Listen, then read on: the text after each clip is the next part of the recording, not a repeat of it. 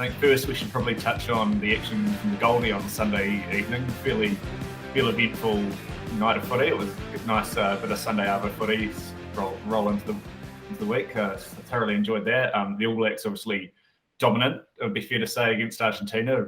Barely gave them a look in as they ran out winners to nil. I don't have the exact score up here on the podcast because I've already gone off track about 3 minutes in. But while I pull it up, 39-0, of course. Yep, that was the one. Yeah, and Argentina were lucky to get nil. I'd say the based on how they went. Paul, who stood out to you in the black jersey on Sunday?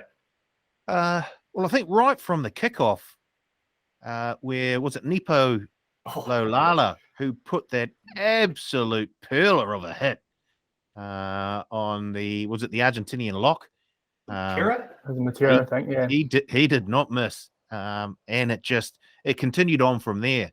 I really enjoyed the play of the Type 5. I thought they absolutely dominated their opposites and allowed the rest of the All Black team to sort of, I guess, show a wee bit of flair and a few more skills. It was a great game to watch. It was if you're an All Black supporter, it was a very, very complete sort of performance. I thought, and I thought it was another step up from the performance they put on against the Australians just a week before. So, yeah, A+ for the All Blacks. Yeah, no, it was certainly. Were you also handing an A+ mark for that performance, Richard? Yeah, had to disagree with that. I, on the podcast last week, had the Argentina with the plus, and as soon as Lolala put that head on, I was just like, oh no, what have I done? And it was quite clear, like they were all over them.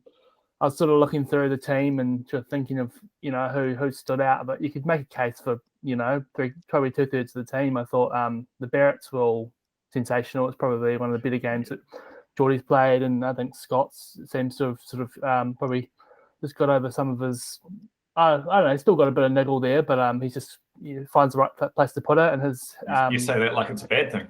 Oh, not at all. Love it as a former second rower myself, but yeah, that sort of partnership he's got with Richard there. It's good for the rest of the with the news that Whitelock won't be playing the rest of the series. He's probably really got a good hand on that. I thought Jacobson was great as well. He's always been I've always had a bit of a soft spot for him, and it was good to see him sort of put on performance like that in the black jersey, get a couple of 5-pointers as well. But yeah, I mean, hard to disagree. All Blacks just way too good. Argentina just had nothing, didn't they?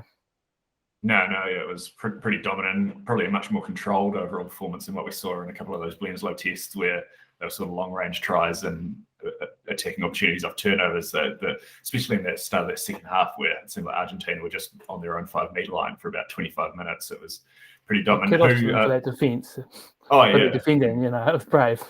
Yeah, they didn't go away, but not the most dynamic. How about you, Fisky? What were your? We didn't get a chance to get your thoughts on the game ahead of time. What were your takeaways from it? Yes, thoroughly agree with all of you. I thought what stood out for me was not any individual player, but just the patience of the side. I think holding on the ball for more than 3 or 4 phases didn't seem to occur against the Wallabies, but they did that and they did it really well. Like you said, there were extended periods of ball control and pressure, and they probably left 20 points on the field. So I thought it was a really dominant and disciplined performance.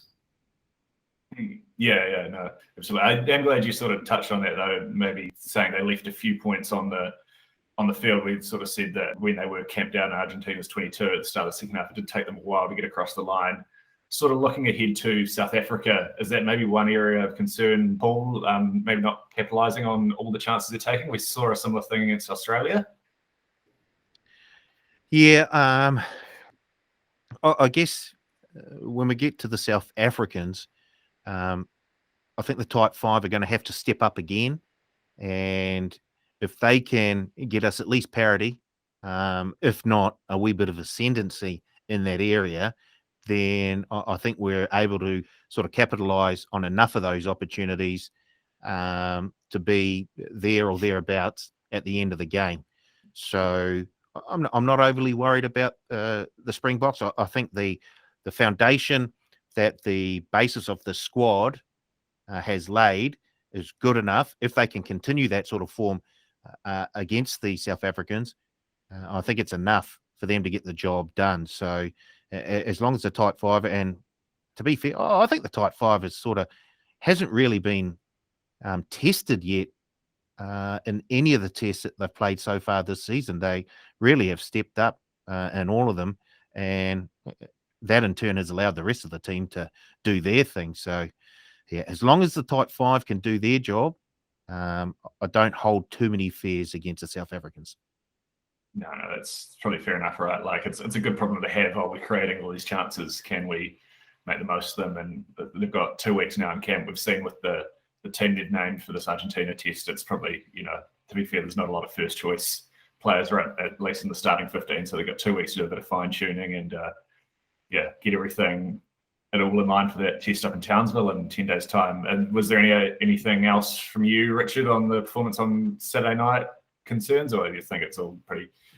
Yeah, it's all pretty. Like when I looked at the scores, 39-0, and I looked at the stats I saw we'd only scored 5 tries. I was actually quite surprised. I sort of just felt like we probably had a bit more control of the game than 5 tries. But yeah, 39 points is plenty. We did absolutely dominate in the stats. I think we had about 2 times as more carries. I wrote down a few little stats there. Yeah, 31 defenders beaten to 11, 14 clean breaks to 2. So yeah, I mean it could have been. They definitely did probably leave some points on the field, but yeah, it'd be interesting to see if they can, when they do come against South Africa, it's a bit more of a test, how they sort of adjust to that, and hopefully they can just keep up a similar dominance. The big thing is they are creating those opportunities. If they're not creating anything, then alarm bells should be ringing. So in that respect, as long as they continue to create opportunities when they do meet the South Africans, I think they've done enough in these tests to suggest that they'll be able to take advantage of those opportunities and put points on the board when they're down that end of the field. So yeah, it's looking quite bright at the moment. Yeah, absolutely. It sort of reminded me, for a bit of a cross-sport reference here, back in like the peak Barcelona days where they'd play some bottom 10 La Liga side and have 92% possession, and Iniesta's completed 142 passes in 85 minutes sort of thing. Like they could almost pick the number of points they wanted to score. But as someone whose best bet for the test was more tries scored in the second half than the first half, it certainly felt like they should have scored more than the 2 after half time. I can tell you that much. You feel hard done by that. Yeah, no, it was. That's a bad beat, Matt. That's a bad beat, mate.